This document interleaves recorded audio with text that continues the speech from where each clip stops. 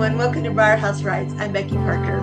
Today, it is my honor to be able to have acclaimed writer, Mr. James Cherry. James is a writer, a poet and fiction professor, literary activist. He has at least 4 books of poetry, 2 novels, and a collection of short fiction. He has been nominated for the NAACP Image Award, a Lillian Smith Book Award, and a Next Generation Indie Book Award. Those are amazing honors. Congratulations, and welcome to Thank our you so, program. yeah, thank you so much, and it's a pleasure to be here. James, would you tell us a little bit about yourself? Yeah, so I'm West Tennessee all my life. Jackson is a mid-sized town between Memphis and Nashville, probably an hour from Memphis, a couple hours from Nashville. It's pretty much an industrial city. There's several industries here, Mars Snacking and Toyota and Dixie, the paper plate company. So yeah, it's a big factory town, but it's also a college town.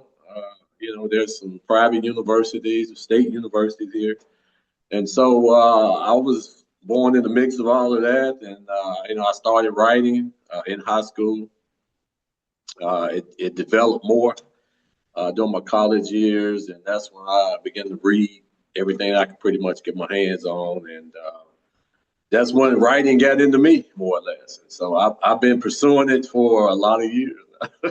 Well, how did you find that writing was where you wanted to be? Because it's my understanding that you initially wanted to become a sports journalist, but then you stated in an interview with Tennessee Writes, that your literary courses in college took you in a different direction.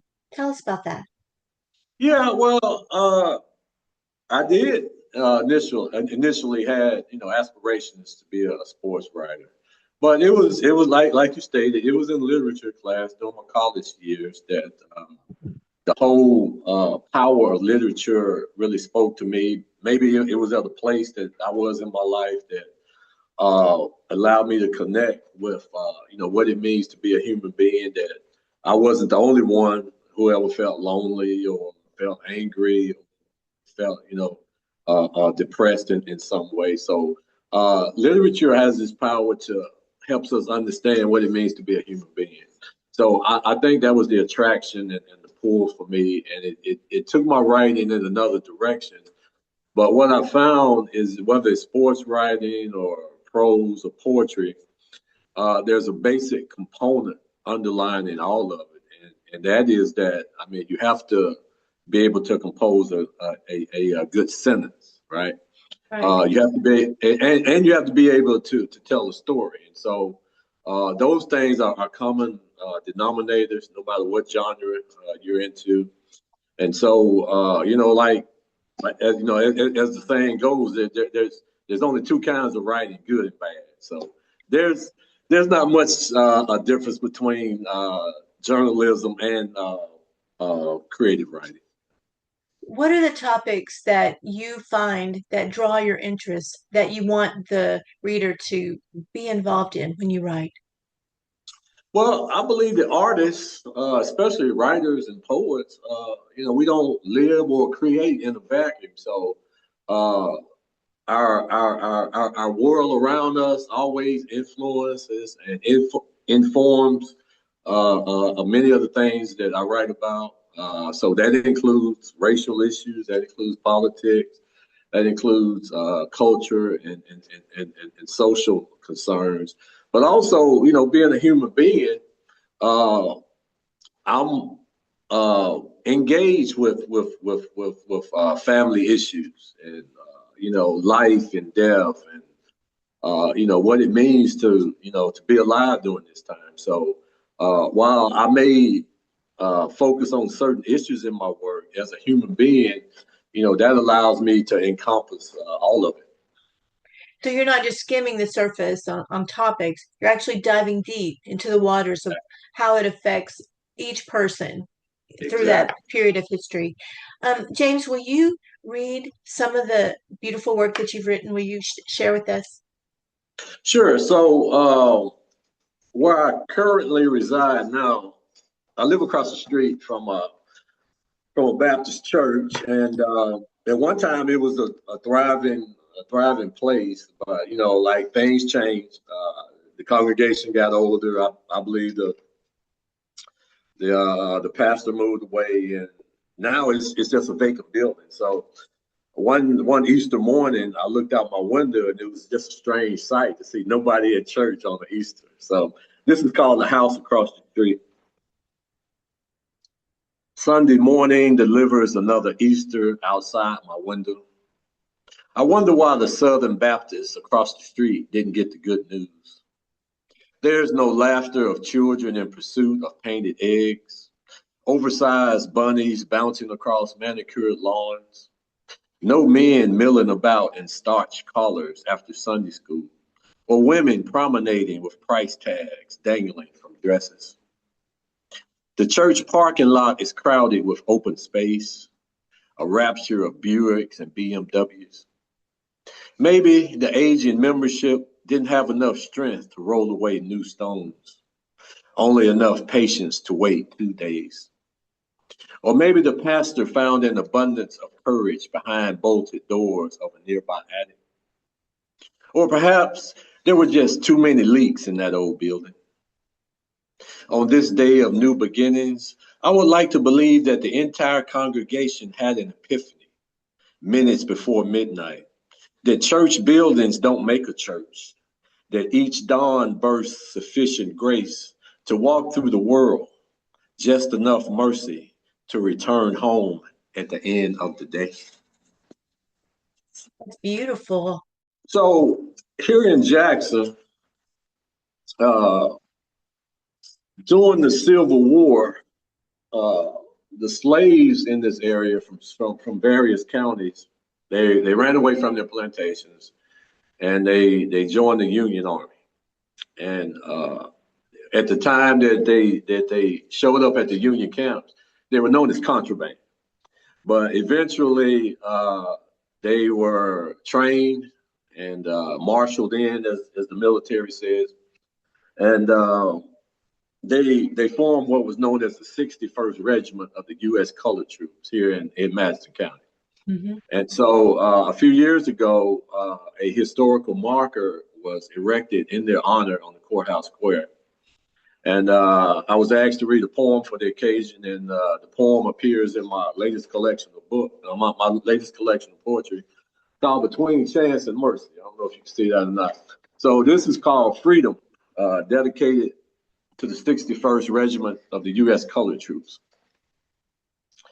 Freedom is a broken shackle, rusting between rows of Tennessee cotton.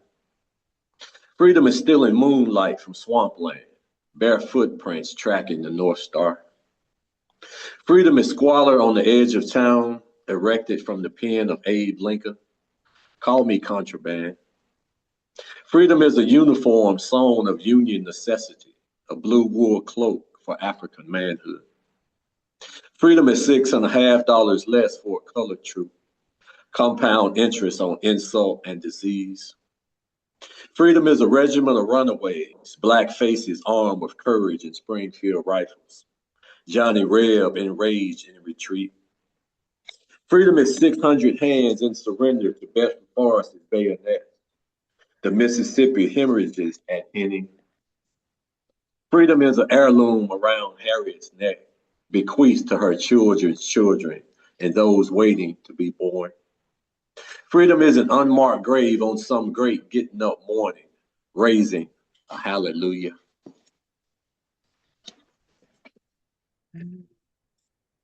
How did that poem get received? So far it's been well received. I get quite a few requests to read that poem, and so and this is one of the things that I was alluding to earlier. It doesn't matter your culture. All poets and writers use their culture as a springboard, more or less. But I think you can have cultural references and address universal themes in your writing.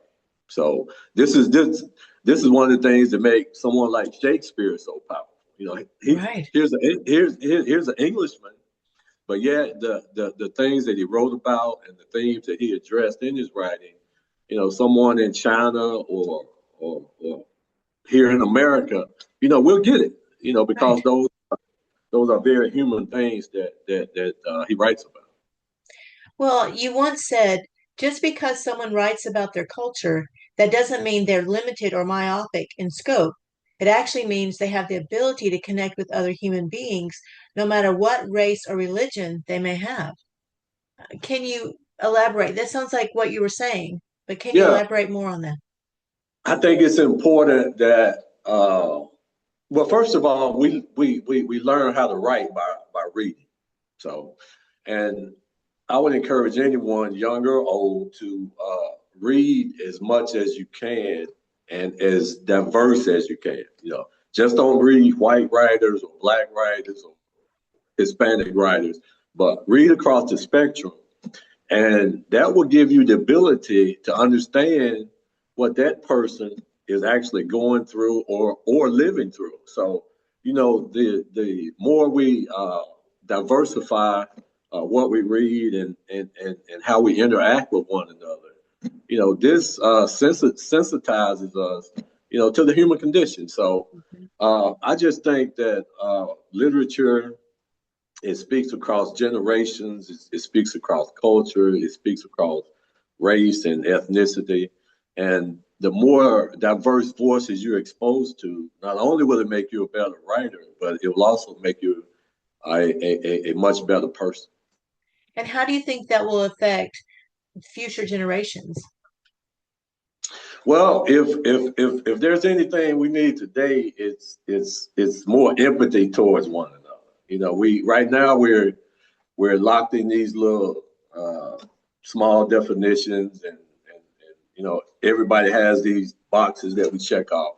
Mhm. But at the end of the day, uh, we all are made in the image of God, right? Right. And you can take that, either way you want it, but how can you treat one person one way and then treat somebody else another way because of their skin color or religion or whatever? But when basically, at the core of things, we're all human beings. Well, James, when you are writing, what challenges, if you have any, what challenges are you facing when you write? And if you are having any challenges, how are you overcoming those? Well, I guess now at this stage of my development, and I say development because I still think I have so much to learn and so much growth to achieve as a poet and a writer. Hmm. But I think now, as opposed to my earlier years, I think I may be more a little bit more self-reflective. Uh, at one time, my writing was heavily political and racial, and I still very much engage in that. But now, as I begin to get older, like everyone else, things are more focused on family, writing about uh, those formative years that help shape and mold who I am today. So I think all writers kind of transition to that, but I'll always write about political things and social things. So I guess uh, my focus has shifted, over time. And speaking of time, it seems like things are more accelerated today. So finding time to write is more of an effort. I actually have to force myself on some days to sit down and put some work in and just prioritize things. Well, do you have So, like a set schedule that you can set aside some time, or what is your process? well, so my process for my fiction right now, I am engaged in a project. So I make a point, every evening to sit down and get some words in. Hmm. But with the poetry, I can write a poem Usually I'll scribble down some ideas about a poem and I'll go back and flesh it out later. But yeah, with the fiction, that's once you're writing a story or a novel, uh, that is with you 24 hours a day. I mean, you're always thinking about it. When the writing is going well, you can't wait to get back to it. I mean, Hmm. you hate to go to bed at night because you're just hyped up about it. So Your mind is still fiction, going, but your body is tired. and the characters are very much alive. So I mean, it's fiction is a very engaging process, but with the poetry, you have a little more leeway When you are writing and you're making these characters come alive, does it ever cause you to think that they are almost your own? You've created something that especially like if you had them say a certain word or say or do a certain action, does it ever grieve you or excite you that they become real almost to you, or is it just that you keep it distant? Like there. No, how do you do no. that? Well, I mean, you just let the characters tell the story, and so that took me a while to learn because when I first started writing fiction, I wanted to make sure I had my opinion in there and my perspective of things. But if you gauge the best literature throughout the history of the world, Hmm. what we remember most are the characters. Whether it's Captain Ahab from Moby Dick, or Right. Holden Caulfield from Catcher in the Rye, or Bigger Thomas, Native Son. Hmm. So uh, it takes time for the writer to get out of the way and let the characters become alive and tell their own story. So, I mean, you spend time coming up with composites of characters and their personality traits, but at some point you have to put it down on paper. And then once you put it down on paper, something magical takes place. I mean, it's hard to say how a poem or a story comes about. I mean, for example, you start with a blank sheet of paper or a blank screen, Hmm. and a couple hours later, you have real people, you have scenes, you have these people doing things, and so writing is a very magical process.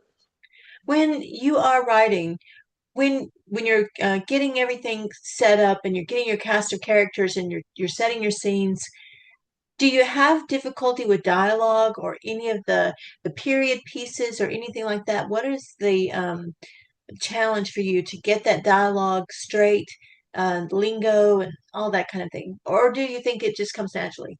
For some Uh, writers, they struggle with dialogue. Dialogue has never really been an issue for me. I think setting a scene sometime and describing that particular scene can be a struggle sometimes. But Hmm. dialogue is once I have a character in mind, I know what he likes, what he doesn't like, where he likes to go, where he Right. prefers not to go. So once I have that character fully developed, then what they say will be a reflection of their personality. And what they say will also move the story forward. So, that's the way I look at dialogue, and it pretty much, just comes naturally. Yeah. When you are writing in this crazy, chaotic world, and it's been an interesting 4 years. Um, how do you keep your peace? That's a nice way to put it. Interesting for you. Well, I consider myself a spiritual person, and so uh, that's what keeps me grounded. You know, I'm I don't have any qualms or regrets about admitting what role Christianity plays in my life, Hmm. and having that foundation that gives me an understanding that in the long run everything will work out in its own time. So I kind of use that as my base, but uh, that being said, that does not exempt me from being active and proactive in the world that we live in, right? And And standing so, up for what's right. right. So, I mean, you won't find me, leading a demonstration down Main Street, anything like that. But God has gifted me with a degree of creativity, and I can Hmm. use my words to maybe help uplift somebody or provide a different perspective on the situation. So that's what I think my gift is to you take these words and these ideas that I have and try to show that everything is not one way all the time, Right. or the past is really not even past. Uh, Actually, the past is today because what has gone on in the past continues to affect, how we live today. Right. There's consequences for actions, whether it's a good action or a bad action. It can be generation Exactly. to generation. Well, Exactly. James, are you currently working on a project? Yeah. So I'm stretching out. One of the things that artists do is that in order to stay fresh and invigorated, we try new things. And so right now, I'm in the process of writing a middle grade novel. This is Oh, something, yeah. So, middle grade, ages 10 to 12, something like that. So, this is about a kid who's dealing with some issues of bullying and uh, divorce, and, even racism. So, I should finish that hopefully by the end of the year, and, we'll see what happens. so tell us about if you have a website, and if so, where can we find your work? All right, so yeah, I'm on the web. It's jamesecherry.com, of course, Facebook and Instagram. I'm on, all those social media platforms, and yeah. So, of course, the books are available at any bookstore or Amazon, Amazon. or Barnes and Noble, all that good stuff. And I think you can download your books on Kindle as well, correct? I believe the novel may be available. Well, I encourage everyone to check out James's work. And James, thank you so much for the time that you spent with us today at Briar Haus Writes. It's been It's been a wonderful. pleasure. All right, thank you. Thank you.